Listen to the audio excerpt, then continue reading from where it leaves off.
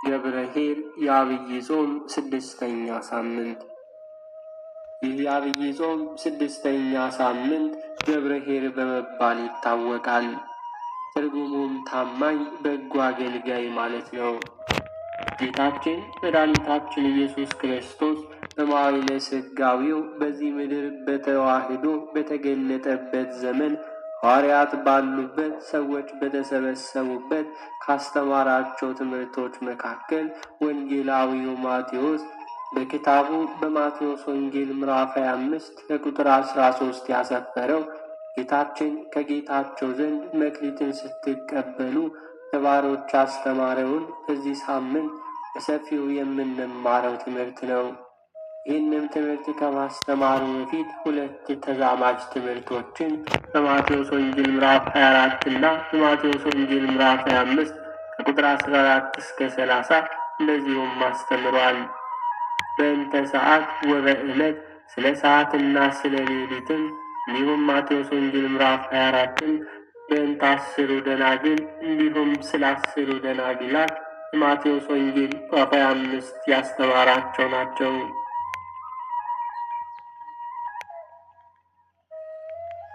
ይህ ሳምንት ገብረ-ኄር ነቢዩ ዳዊት በመዝሙሩ አንተ ለእያንዳንዱ እንደ ሥራው ትከፍለዋለህና፣ ይህንንም እንዳለ ጌታ ዳግም ሲመጣ ለሁላችንም እንደ ሥራችን ዋጋችንም እንደሚከፍለን የምናስብበት ሳምንት ነው። ጌታችን መድኃኒታችን ኢየሱስ ክርስቶስ ወደዚህ ምድረ በዳ ሲመጣ ሁሉም እንደ ሥራው ሊከፍለው፣ ኃጥኡንም ወደ ዘላለም እሳት፣ ጻድቁንም ደግሞ ወደ ዘላለም ተድላ ሊወስደው፣ ዓለሙንም ሊያሳልፍ በግርማ መለኮቱ በይባቤ መላእክት ታጅቦ እንደሚመጣ እንማርበታለን።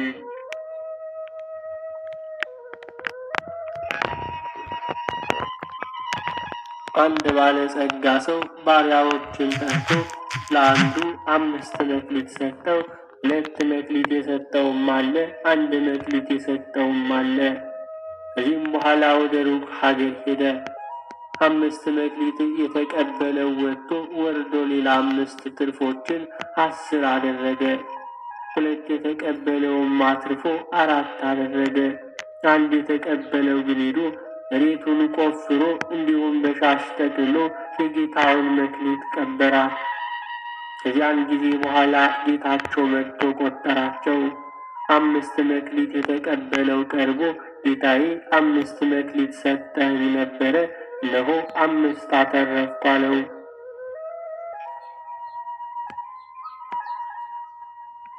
አንተ ታማኝ ባሪያዬ፣ በጥቂቱ ታምነሃል፣ በብዙም እሾምሃለሁ፣ ወደ ጌታህም በደስታ ግባ አለው። 2 የተቀበለውንም ቀርቦ ጌታዬ 2 መክሊት ሰጠኸኝ፣ እንዲሁ ነበረ፣ እነሆ ወጥቼ ወርጄ ሌላ 2 አትርፌ 4 አድርጌአለሁ። አንተ ታማኝ በጎ አገልጋይም፣ በጥቂት ታምነህ በብዙ ትሾማለህ፣ ወደ ጌታህም በደስታ ግባ አለው።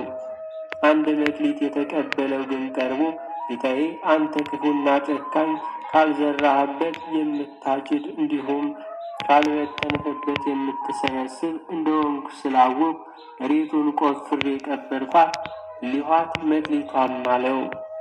አንተ ሰነፍ ባሪያ፣ መክሊቴን በጊዜ ልትሰጠኝ በተገባህ ነበር፣ እኔም ወጥቶ ወርዶ ለሚያተርፉት በሰጠሁት ነበር። ኑ የዚህን ሀኬተ መክሊት ውሰዱና 10 መክሊት ላለው ስጠው፣ ላለው ይሰጠዋል እንዲሁም ይጨመርለታል፣ የሌለው ግን ያለውን ይቀሙታል። ኑ ይህንን ሰነፍና እንዲሁም ሀኬተኛ ባሪያ እጅም እግሩንም አስራችሁ ጽኑ ጨለማ ወዳለበት ውሰዱት፣ እንዲሁም በዚያም ጩኸት የጥርስ ማፋጨት ወዳለበት ጨምሩትም አለ።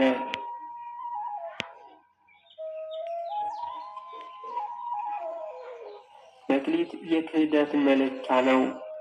1 መክሊት 30 ኪሎ ግራም ያክል ነው።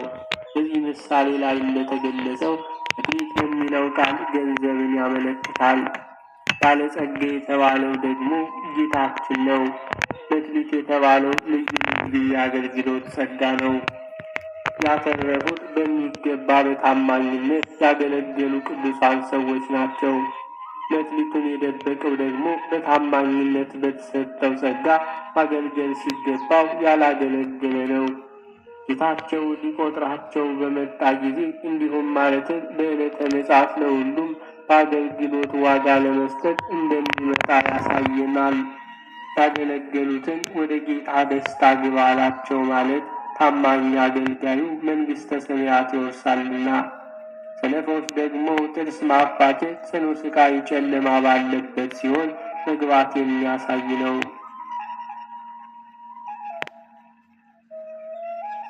በዚህ ምዕራፍ ላይ እንደተገለጸው እግዚአብሔር አምላክ ለሁላችንም እርሱን የምናገለገልበትንና ለእርሱ በመታመን በዘላለማዊ ክብርን የምናገኝበትን እውቀትን፣ ማስተዋልን፣ እምነትን፣ ተስፋንም፣ የሥነ ምግባር ሀብትን፣ ልዩ ልዩ ስጦታዎችን እንጠቀምባቸው ዘንድም ለእኛ ለሰዎች ልጆች እንደ አቅማችን መጠን ሰጥቶናል።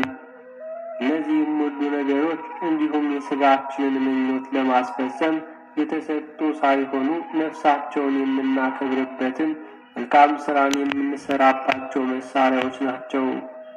በመሆኑም እርሱ በሰጠን የአገልግሎት በር ጸጋ በታማኝነት በማገልገል ሕይወት ዘመናችን ሁሉ መንፈሳዊን ሀብት የምናተርፍ እንሆን ዘንድ የተላለፈው አምላካዊ ምስጢር ነው።